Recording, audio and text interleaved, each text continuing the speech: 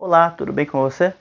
Recentemente eu fiz um vídeo aqui no canal relacionando a arte e a inteligência artificial e as minhas considerações sobre esse assunto que tem tomado uma polêmica nos últimos dias, né?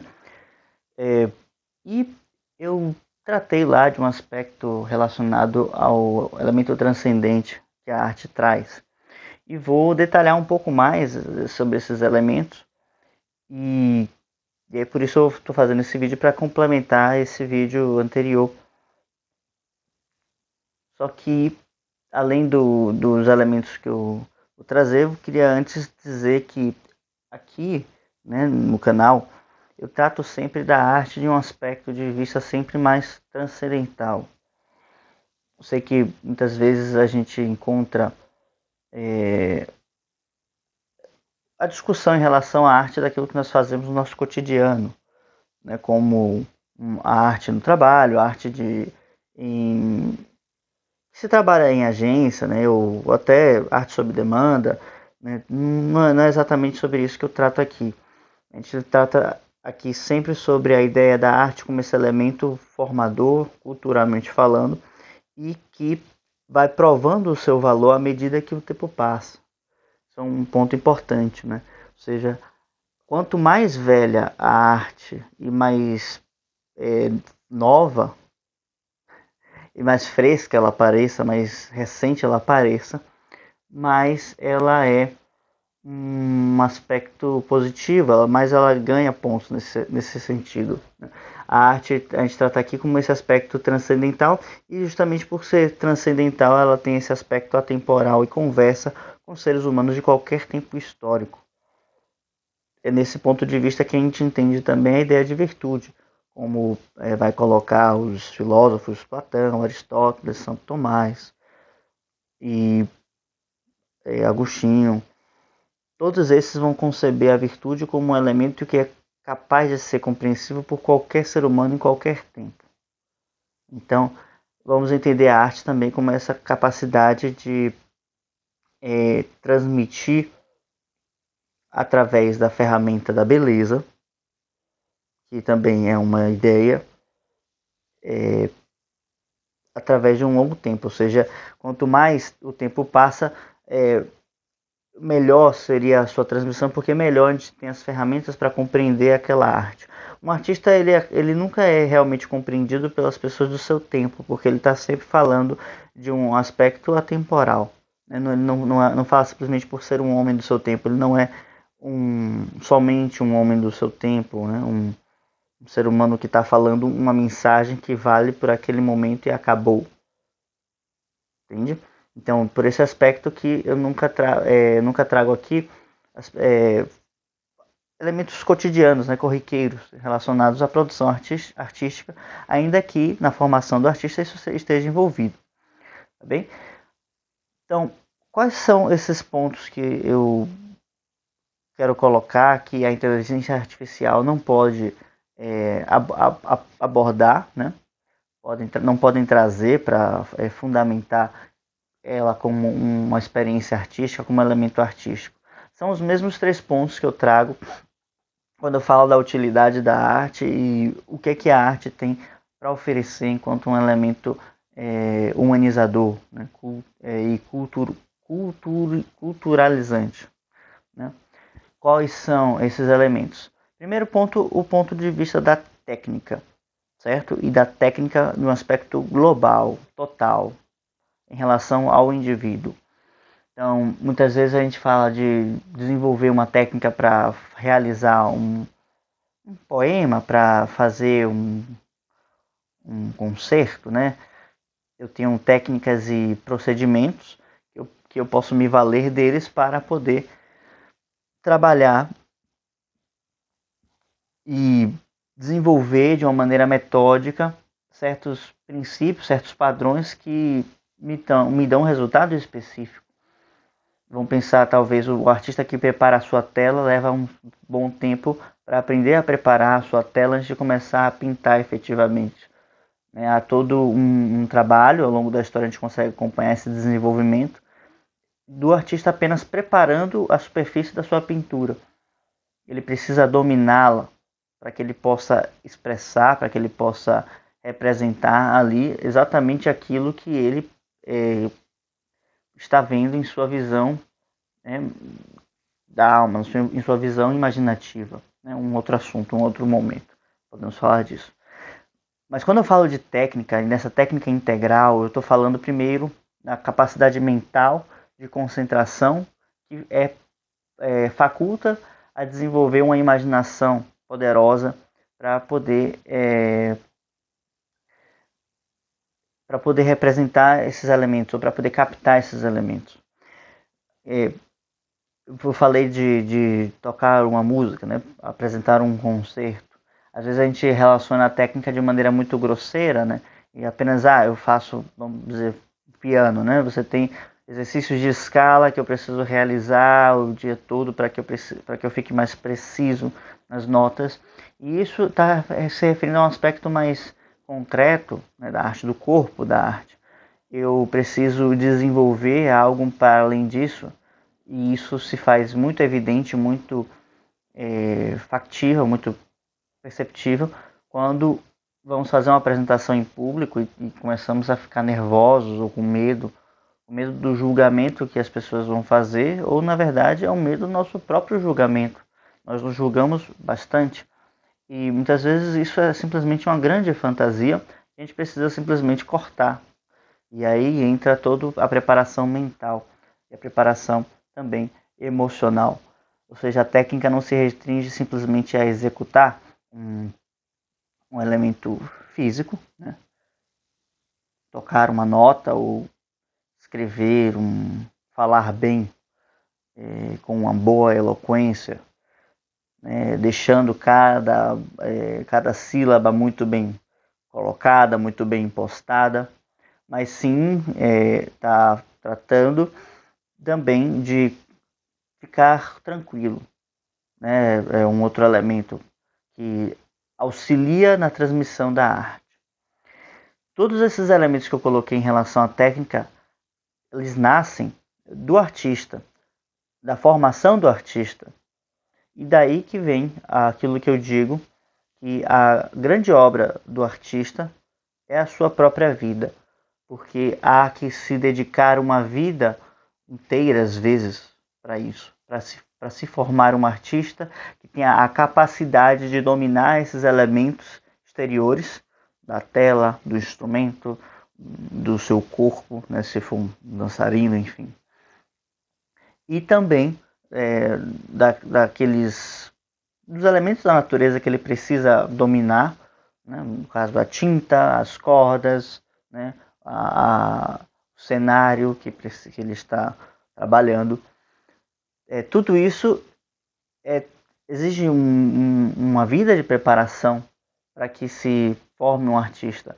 Então, um artista, se é um verdadeiro artista, né, se dedica a isso, ele está formando, ele está concretizando, ele está atualizando dentro de si uma série de virtudes.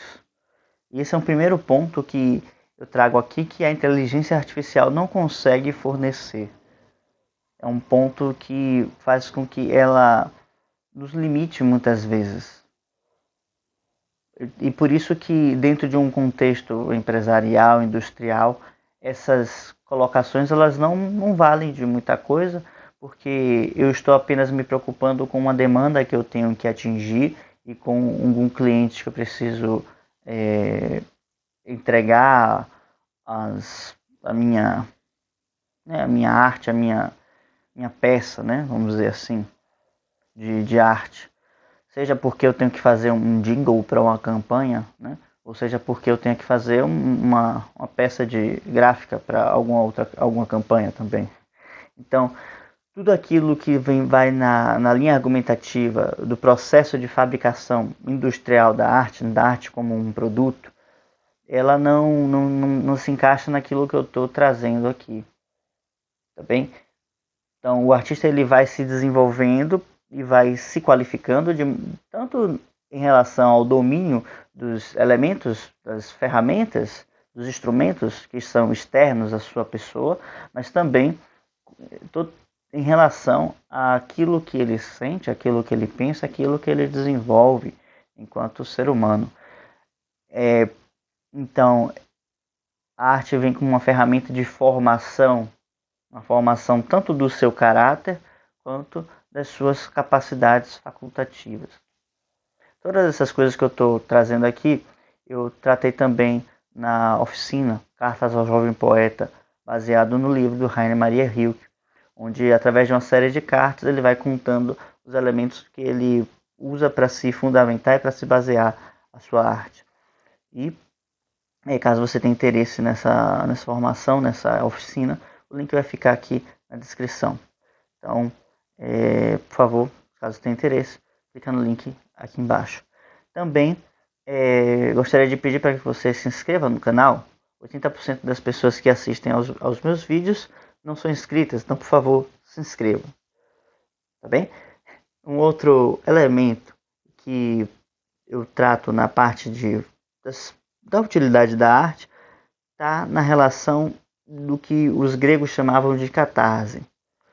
Catarse como um elemento de purgação. Tanto catarse quanto purgação são palavras estranhas, né, no nosso cotidiano, mas purgação poderia ser o mesmo que purificação. Tá? Então, a partir do momento em que a gente começa a se purificar, a gente consegue estabelecer entre nós um elemento comum, né, uma finalidade em comum, até um sentimento em comum.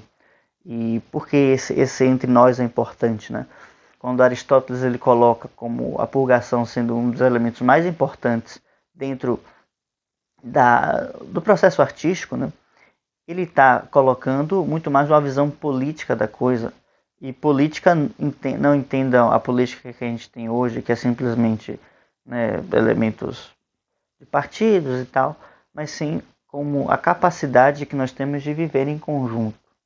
Tá bem? Então, para o processo de viver em conjunto, nós precisamos aprender esses elementos que são os elementos da catarse, que são os elementos de purificação. Através de uma peça de teatro, eu estou lendo agora Édipo Rei, né? É uma peça que para ler é bem curta, né? Então posso trazer um vídeo depois aqui para vocês, mas há, por exemplo, o tema de um crime que foi cometido há muitos anos e que agora ele está trazendo certas consequências. E entra os deuses em cena para trazer essas mensagens que essas faltas cometidas estão trazendo uma série de prejuízos, uma série de danos, uma série de sofrimentos.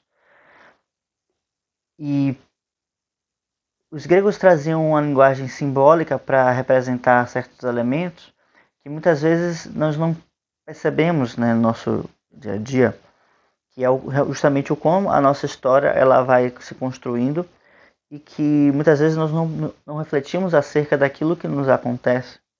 E às vezes um detalhe, uma coisa, uma ação num momento específico pode desencadear uma série de tragédias, né? Justamente o nome, né? Tragédias gregas.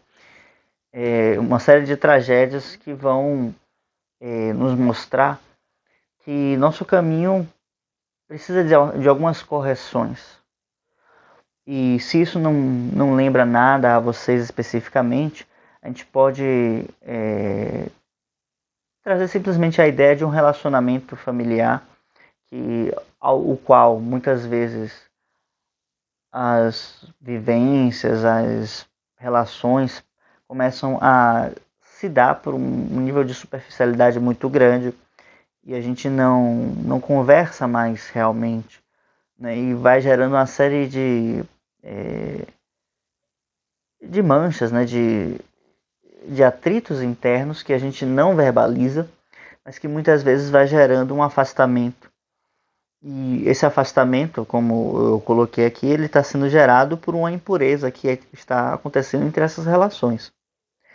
Então, essa catarse, e Aristóteles faz essa analogia com esse termo que é da medicina grega, ela vem para purificar uma relação, ela vem para purificar um estado de coisas, ela vem para trazer um aspecto, de certa forma, redentor para algo que está mal naquela sociedade, vamos dizer assim. Então, desse ponto de vista, uma arte ela precisa, em algum nível, conversar conosco de forma abrangente para que ela possa tocar em pontos que estão feridos ou maculados e possa sarar esses pontos feridos e ajustar certas máculas.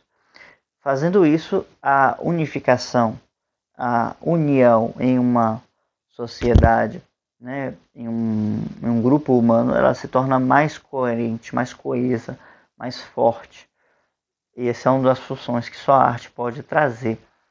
Então, através da transmissão de uma mensagem que muitas vezes não fala de ninguém especificamente em relação àquela sociedade, mas por ser um aspecto de reconhecimento simbólico, né? Como a gente vai ver muito nas peças de Shakespeare, né? Naqueles estereótipos que ele faz, para justamente que fique mais fácil de reconhecer certos vícios de caráter que nós possuímos. Então, através desse reconhecimento que nós percebemos, né? Os gregos fazem um pouco diferente, mas a ideia é a mesma, tá? Então, eu me reconheço naquele personagem, eu me reconheço que qualquer um poderia estar ali naquela situação. Eu então começo a abrandar o meu julgamento e eu posso então pensar em recomeçar, pensar em fazer de novo, né? Tentar de novo. Muitas vezes nossas relações pessoais não vingam porque a gente não dá a elas simplesmente uma segunda chance. E se nós pensarmos bem, hoje em dia é muito raro a gente ouvir falar sobre isso, de dar uma outra chance, uma outra chance, uma outra chance, porque na verdade estamos todos aprendendo essa difícil arte que é a convivência, que é as relações humanas, né? É claro que isso tudo envolve uma certa prudência, né? Obviamente. A gente não está falando de gerar pessoas ingênuas ou insensatas, mas sim buscar compreender que certos erros que cometemos ou que outros cometem em relação a nós podem ser cometidos, né, em qualquer momento, em qualquer situação. Às vezes porque somos falhos mesmo. E às vezes não estamos num dia bom, às vezes estamos cansados, às vezes vimos em um processo de muitas frustrações. Então a arte vem como esse elemento reconciliador, redentor, redentor não, mas reconciliador mesmo, e que faz com que nós nos reconheçamos no outro e que nós sejamos capazes de perdoar o outro, tá bem? Isso é justamente o que acontece em Édipo. Édipo está passando por um dos piores dias de sua vida e que é onde acontece o momento trágico, né? Não vou deixar para falar disso em outro vídeo. Então, chegar ao próximo aspecto que a inteligência artificial não pode tocar na arte. E entenda bem, quando eu falei da, do contexto, né, da arte como esse elemento de catarse, a inteligência artificial não tem sentimentos, não tem emoções, não tem essa conexão com um elemento superior. Então ela não pode ser capaz de desenvolver de maneira autônoma, inteligente, no verdadeiro sentido da palavra inteligência, essa capacidade, ela não tem essa capacidade de desenvolver autonomamente essa arte ou essa visão que representa um todo, essa visão que sintetiza essa nação, essa visão que sintetiza esse grupo humano, porque ela não vai ter essa capacidade intuitiva. É um aspecto que está mais relacionado à intuição do artista. Por mais que a gente racionalize muito isso e até possa trazer bons argumentos, no fim de tudo isso, é a intuição do artista que capta esses elementos e as traduz em um roteiro, em uma poesia, no que quer que seja. Então, o último aspecto, que isso nos leva ao último aspecto, né, da arte, que eu penso na arte como um elemento de utilidade, né, que é justamente essa antecipação que a arte nos traz, desses modelos humanos que a arte nos traz. Tá? Quando a arte começa a se relacionar com uma visão arquetípica da coisa. Então, muitas vezes a gente coloca a necessidade de termos modelos, né, de termos heróis para nos inspirarmos. E quando a gente trata dos mitos gregos, nós temos muitos heróis que não são seres perfeitos, mas são sim seres em desenvolvimento. E por isso eles podem servir de modelos para a nossa inspiração.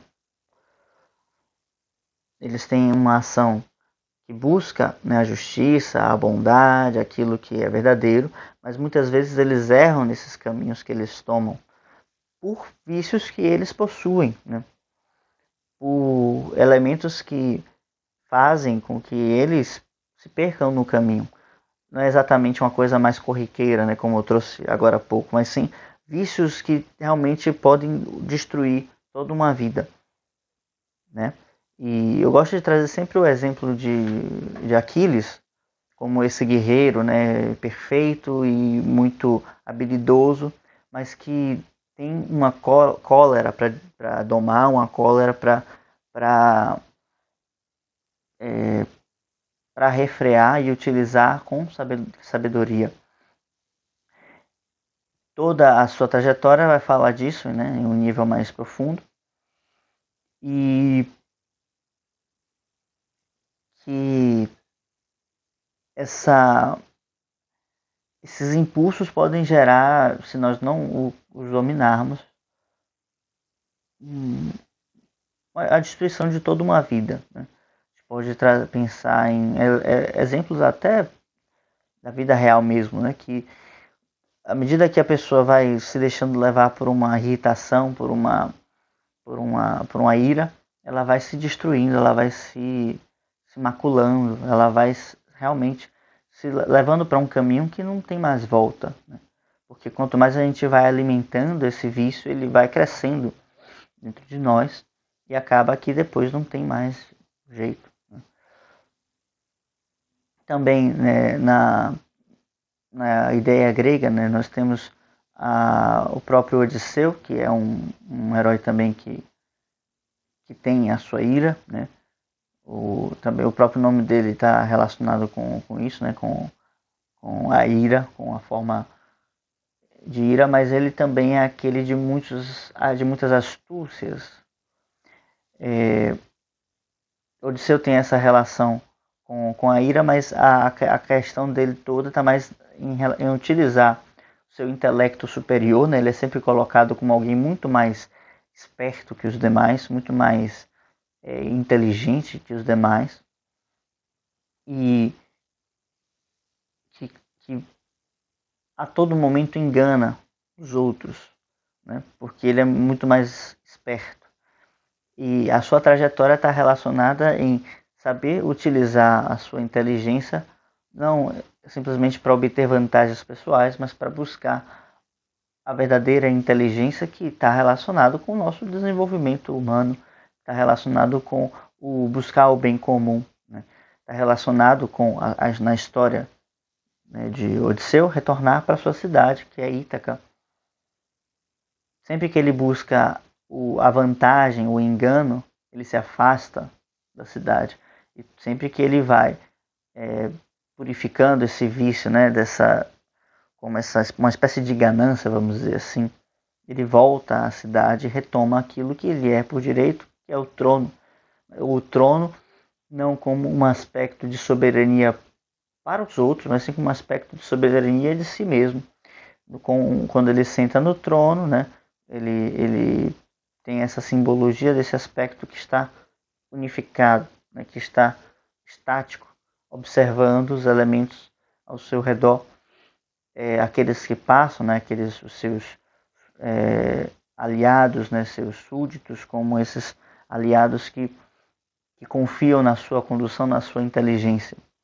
Inclusive, a ideia de ser rei para os gregos, né, isso é trazido nessas peças, né, nesses poemas, é sempre uma ideia que envolve muita responsabilidade, não é simplesmente um prestígio, né, como a gente poderia pensar. Mas ele sempre é tratado como algo que envolve uma certa responsabilidade e como algo que ninguém gostaria de realizar em juízo pleno, né? Vamos dizer assim. Então, o trono está relacionando com esse aspecto de consciência que vai se desenvolvendo. Cada um de nós tem um arquétipo em vida, né? Que é muito difícil de se falar, né? Hoje está muito banalizado isso, né? Tem cursos de arquétipos e para você aprender o seu arquétipo. Não estou falando dessas ideias que estão mais relacionadas com modelos psicológicos, né? Com estereótipos de ação, etc. Mas cada um de nós tem uma missão em vida, um arquétipo em vida, uma vocação, nós poderíamos dizer. E a arte ela nos traz a ideia de poder perceber isso pelas similaridades que nós vamos percebendo com esses grandes personagens. E talvez, justamente por ela ter a capacidade de ampliar em muito aquilo que nós vemos externamente, nós conseguimos perceber em nossa vida aquilo que nós precisamos buscar. E aí vem essa ideia, né, de esse modelo como algo grandioso, mas que pode ser também no pequeno, né? Um exemplo que é interessante de dar é pensar na ideia da montanha, né, como algo distante, muito bem definido, em que eu consigo ver muito bem os seus contornos, e numa rocha, né, que eu não consigo ver tão bem, né, uma rocha que não seja, a qual não seja tão grande, que eu esteja distante dela. Eu não consigo ver muito bem os seus contornos, mas eu consigo perceber que o material que ela é feita é o mesmo material da montanha, né? Então, tem essa ideia análoga, né?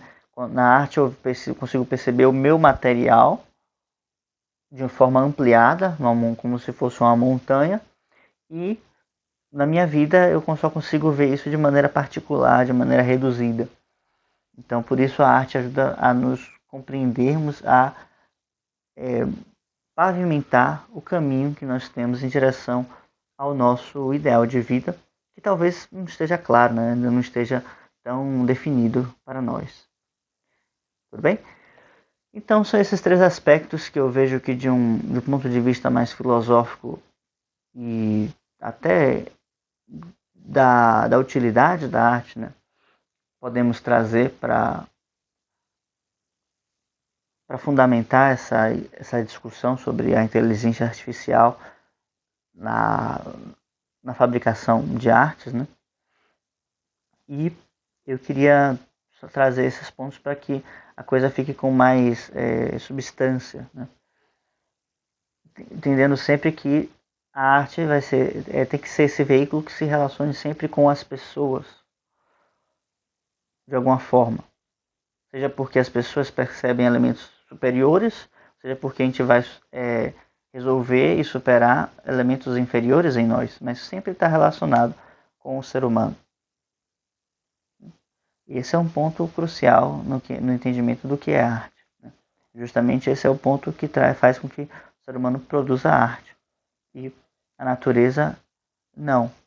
Porque a natureza, apesar de ser bela, ela não tem esses elementos que eu trouxe aqui, né? Então é um aspecto que envolve uma ideia de inteligência que relaciona a nossa vida cotidiana com a vida de mais além, a vida atemporal. Tá bem? Então, vamos ficando por aqui. Obrigado a você que chegou até esse momento. Se gostou do vídeo, por favor, deixe um like, um comentário e até a próxima. Tchau, tchau.